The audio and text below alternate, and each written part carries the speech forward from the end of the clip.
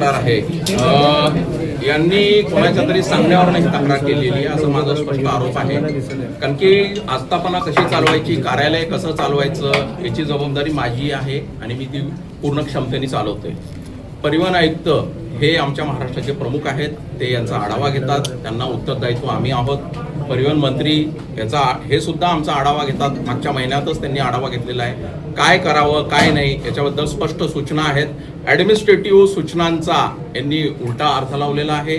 त्यानंतर त्यांनी जे काही आरोप केलेले आहेत हे तर मी खोडून काढू शकतो प्रत्येक आरोप, आणि ते मी लेखी त्यांना कळवणार आहे. परंतु अशा प्रकारचे वैयक्तिक आरोप त्यांनी केलेले आहेत हे फार चुकीचे आरोप आहेत. एक बाब गंभीर आहे की ज्याचं फिटनेस झालं होतं त्याचं त्यांनी कागद दिलेला आहे, त्याच्यात काय टेक्निकल आहे? गरिबांना 28-27 हजार जर चालान येत असेल तर तो काय करणार गरीब? 1,000 रुपये कमावतो. मधल्या काही काळामध्ये आम्ही याबाबत सूचना पण गेलेल्या की वाहन हे सर्व्हर जे आहे हे केंद्र शासनाकडनं चालवले जातं. यामध्ये गेल्या त्यावेळेस एक साधारण महिना ते 1.5 महिना प्रॉब्लेम्स येत होते. रोज सर्व्हर डाऊन व्हायचं, डाटा अपलोड व्हायचा नाही, आणि डाटा अपलोड न झाल्यामुळे सिस्टमला ते दिसत नाही. सिस्टमला दिसलं नाही त्याच्यामुळे आपल्याला काही करता येत नाही, कारण की आमचा जो काही हँडल डिव्हाइस ज्याच्यानुसार आपण तपासणी करतो त्याच्यामध्ये त्याचं फिटनेस जर इनव्हॅलिड दाखवलं तर ते इनव्हॅलिडच होतं. परंतु त्यामुळे त्याला काही फार फरक पडणार नाही. कार्यालयात आल्यानंतर आम्ही सर्व डॉक्युमेंट व्हेरीफाय करतो आणि व्हेरिफिकेशन झाल्यानंतरच त्याचा जो काही दंड झालेला आहे अतिरिक्त तो कमी करतो. अशा प्रकारच्या अनेक याद्या यापूर्वी पण प्राप्त झालेल्या आहेत. यापूर्वी काही जाधव नावाचे एक व्यक्ती आलेले, त्यांनी 24,000 गाड्यांचा पण डाटा दिलेला, त्याचं सुद्धा आम्ही व्हेरिफिकेशन केलं, त्याचा सुद्धा अहवाल आम्ही शासनाला पाठवलेला आहे.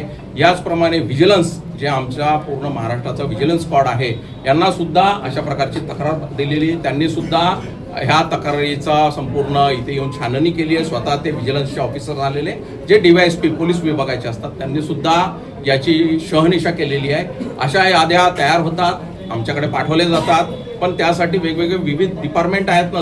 आम्ही जर काही करत असो तर अँटी करप्शन आहे, त्यांच्याकडे जायला पाहिजे, अजून ठिकाणी जायला पाहिजे. तिथे न जाता माझ्यावर आरोप करून काही फायदा नाही आहे. सावरगाव चेकपोस्ट बाबत जो आक्षेप घेतलेला आहे, काय तथ्य आहे आणि त्याचं कसं तुम्ही हे करणार? सावरगाव हा फक्त तपासणी नाका आहे. तिथे कायमस्वरूपी माणसं राहण्याची कुठलीही प्रोव्हिजन नाही आहे. तिथे फक्त आजूबाजूच्या एरियातनं जे काही लोक जातात, पळून जातात, काही गाड्या जातात, यांना तपासण्याचे आम्ही अधिकार दिलेले आहेत मोटर वाहन निरीक्षकांना. म्हणून तिथे 30 दिवसासाठी फक्त 4 लोकांना आम्ही नियुक्त करतो अस्थायी स्वरूपात. त्यांना एक गाडी पण दिलेली आहे, त्या गाडीच्या तपासणी त्यांनी करावी गाडी घेऊन आजूबाजूच्या सर्व एरियात, असे स्पष्ट आदेश माझ्या आदेशात आहेत. सर, ही इतक्या तक्रार त्यामुळे दखल घेणार आहात का तुम्ही? दखल तर आम्ही नेहमीच घेतो, यावेळेस सुद्धा दखल घेणार आहे. आम्ही त्या मोटर वाहन निरीक्षकांना विचारू उत्तर त्यांचं, त्यांना एक मेमो देऊ की बाबा अशा काही आपल्याबद्दल तक्रारी दाखल झालेल्या आहेत आणि याचं आपण एक्सप्लेनेशन द्यावं. त्यांचं एक्सप्लेनेशन आल्यानंतर आम्ही कळवू संबंधित.